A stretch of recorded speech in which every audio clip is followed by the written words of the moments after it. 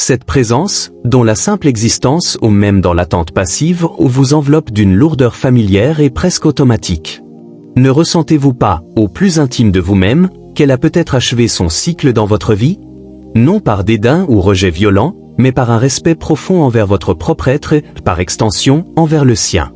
Car en persistant à maintenir un lien qui a déjà accompli sa raison d'être, vous vous barrez mutuellement l'accès à la rencontre de celles et ceux qui vibreraient aujourd'hui en parfaite synchronicité avec la fréquence que vous émettez désormais. Il existe une forme de courage tranquille, presque murmuré, qui réside dans la simple capacité à reconnaître qu'un chapitre s'achève. Cette reconnaissance n'efface en rien la beauté des pages déjà écrites, elle honore simplement l'intégralité de l'histoire en lui permettant de suivre son cours naturel. Votre vie est un espace sacré, un sanctuaire dont vous êtes le gardien vigilant. C'est vous, et vous seul, qui déterminez qui y réside durablement, qui n'y est que de passage, et surtout, qui n'y trouve plus sa place légitime. Parfois, le geste d'amour le plus authentique que vous puissiez offrir à votre âme consiste à refermer avec tendresse une porte, même sur une présence autrefois précieuse, lorsque cette dernière, par sa seule persistance, commence à entraver votre propre épanouissement. Ne laissez jamais la culpabilité ou le regret devenir les pilotes de vos décisions. Écoutez plutôt cette sagesse intérieure qui, bien avant que votre intellect ne l'ait rationalisé, c'est avec une certitude innée ce qui vous nourrit véritablement. Une mise à distance ne signifie pas nécessairement un abandon. Bien souvent, elle se révèle être une grâce discrète, un acte d'amour envers soi qui, avec le temps, se transforme également en un don pour l'autre. En vous libérant, vous offrez à cette personne la possibilité de retrouver sa propre partition, sa véritable tribu, son soleil intime. Alors, prenez une inspiration profonde. Regardez en face, sans crainte, cette vérité qui chuchote en vous depuis déjà un certain temps. Oui, cette personne ne fait peut-être plus partie de votre chemin. Si cette évidence trouve un écho en vous, honorez-la. Faites-le avec grâce, avec une douceur infinie, sans jamais incendier les ponts, mais en choisissant simplement de ne plus les emprunter. Tournez votre regard vers l'horizon qui vous appelle maintenant. Votre route continue, plus légère, plus authentique, infiniment plus fidèle à l'être profond que vous êtes en réalité. Et dans cet espace fraîchement libéré, la vie pourra enfin déposer sur votre parcours les rencontres, les amours, les affinités qui résonneront en parfaite harmonie avec la version actuelle de vous-même, celle que vous êtes en train de devenir et que vous êtes appelé à incarner pleinement. Savez-vous désormais accueillir, vraiment accueillir, l'espace que ce départ a engendré? Car ce vide apparent n'en est pas un. C'est un territoire intérieur rendu à sa juste respiration, un lieu sain que vous vous êtes réapproprié. Ne vous précipitez pas pour le combler à tout prix. Ne courez pas après un nouveau visage, une nouvelle énergie, un nouveau bruit pour étouffer ce silence qui vibre pourtant si intensément. Ce silence est précieux. Il constitue la toute première couche de votre guérison, la première leçon tangible de votre autonomie retrouvée. Apprenez à vous y installer avec confiance. Apprenez à tendre l'oreille à ce qu'il murmure. Il vous parlera de vous, de vos désirs que vous aviez relégués au second plan, de vos rêves laissés en sommeil, de cette part de votre âme qui s'était pliée, adaptée, contractée pour faire de la place à l'autre. Le véritable chemin commence précisément après la prise de conscience. Il ne s'agit pas seulement de réaliser qu'une personne ne devrait plus être présente, il s'agit d'apprendre à habiter pleinement, paisiblement et avec puissance ce nouveau paysage de votre existence. Ce qui fut d'abord perçu comme une perte est en réalité un champ fertile où vous allez pouvoir semer des graines inédites. Mais avant toute semence, il faut préparer la terre, déraciner les regrets comme des mauvaises herbes, aérer le sol avec le souffle généreux de l'acceptation, et permettre au soleil de votre propre présence consciente de réchauffer ce qui était resté trop longtemps dans l'ombre. Peut-être traversez-vous en ce moment une sensation étrange, une liberté nouvelle mêlée à un léger vertige. C'est parfaitement normal. Vous venez de déposer un poids que vous portiez parfois sans même vous en rendre compte. Un poids tissé d'attentes silencieuses, d'ajustements constants, de cette vigilance discrète pour maintenir un équilibre qui ne vous ressemblait plus. Aujourd'hui, lorsque vous respirez, cette respiration peut vous sembler soudain trop vaste, trop profonde. Elle réveille des émotions enfouies. Laissez-les surgir. Ne les refoulez pas au nom d'une prétendue force. La véritable force réside justement dans l'accueil courageux de cette vulnérabilité. Elle témoigne que vous avez aimé, que vous avez donné, que vous avez été sincère jusqu'à l'extrême limite du possible. Et maintenant, regardez-vous. Regardez votre vie. Pour la première fois depuis longtemps, elle vous appartient entièrement. Vos choix ne passent plus par le filtre de la peur de décevoir, de déranger ou de perdre. Ils naissent directement de votre intuition et de vos véritables besoins. C'est dans cet espace que vous redécouvrez votre identité essentielle, non plus en reflet de l'autre, mais dans sa pureté originelle. Que faites-vous avec joie quand personne ne vous observe? Vers quelle pensée votre esprit s'envole-t-il naturellement lorsqu'il est libre? Quel tempo réclame votre cœur quand il n'a plus à s'aligner sur un rythme extérieur?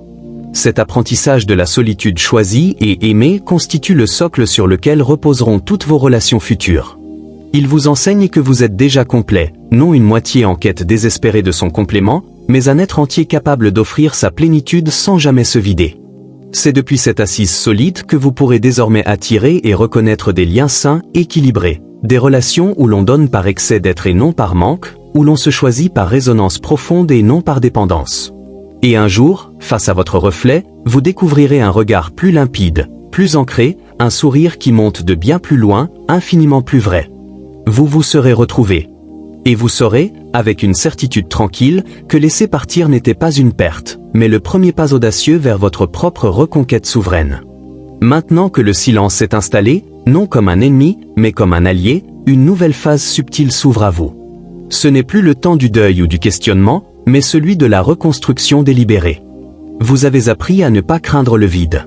Vous avez même commencé à y distinguer des formes, des couleurs intérieures que vous aviez oubliées. Cette capacité à être pleinement présent à vous-même, sans l'écran déformant d'une autre conscience, est votre nouvelle fondation.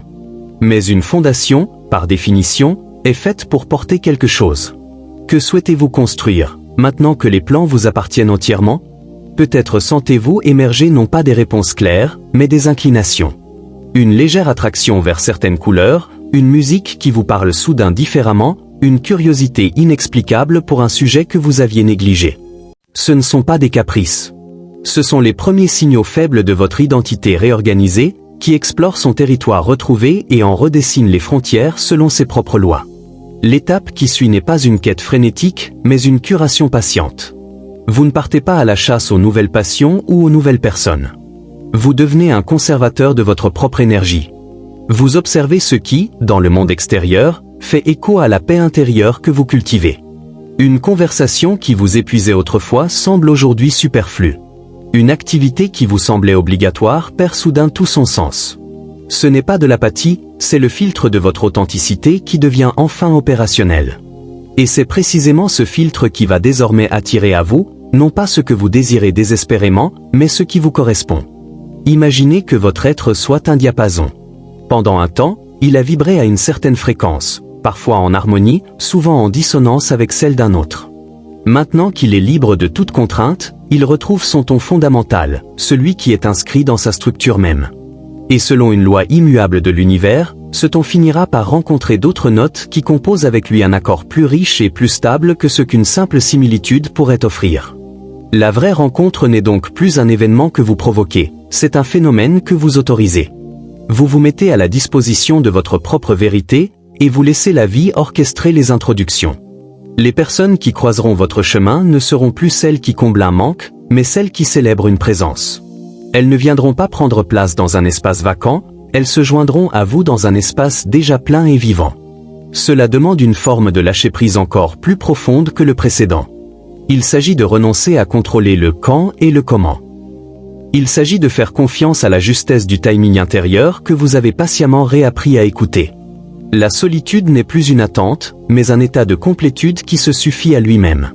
De cette plénitude émane une qualité de présence qui est, en elle-même, le plus puissant des aimants.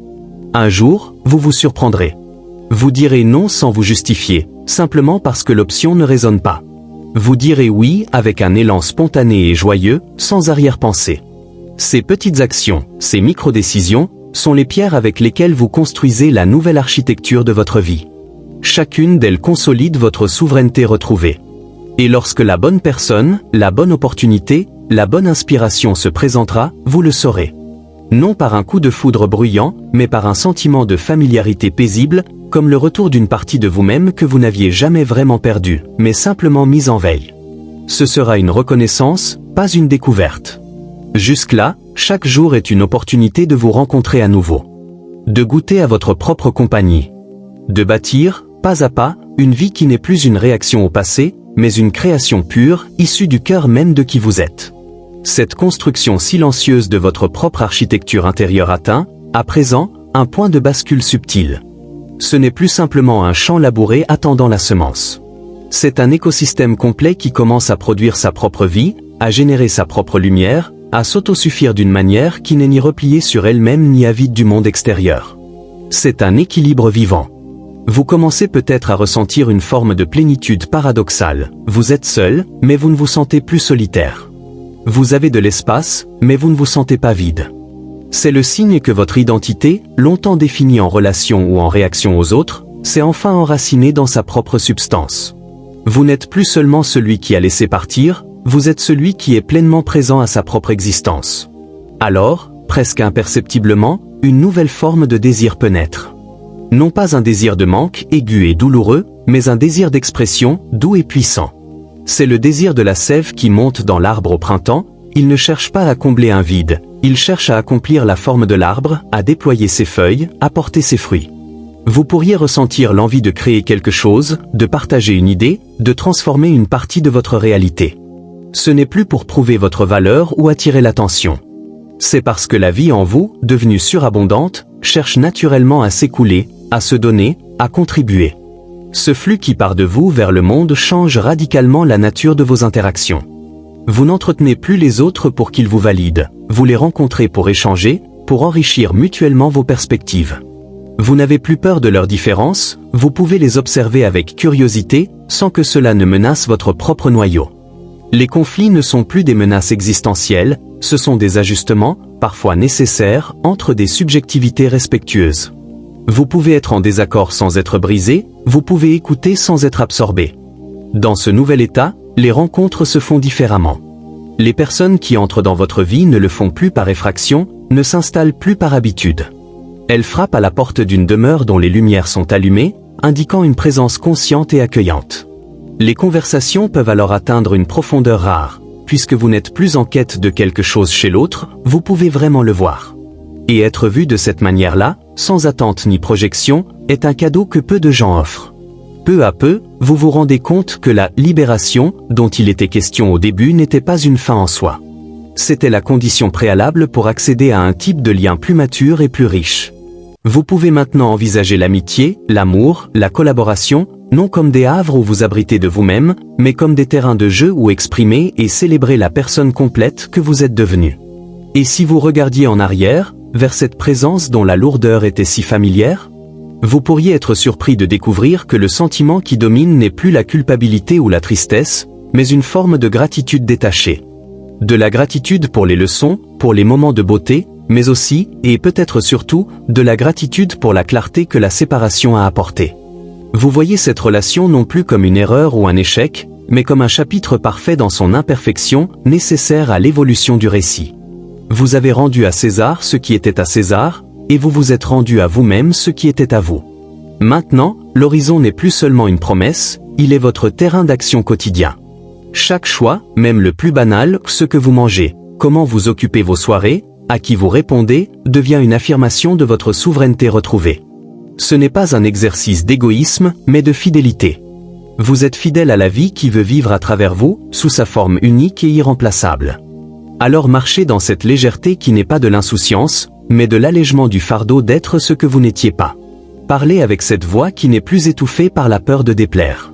Aimez avec ce cœur qui ne craint plus de se vider, car il a découvert en lui-même une source. Et souvenez-vous, la plus grande aventure n'était pas de laisser partir l'autre. La plus grande aventure, celle qui dure toute une vie, est d'apprendre à demeurer pleinement, radicalement et joyeusement chez soi. Un jour, vous vous surprendrez à porter un regard nouveau sur les vestiges de ce qui fut.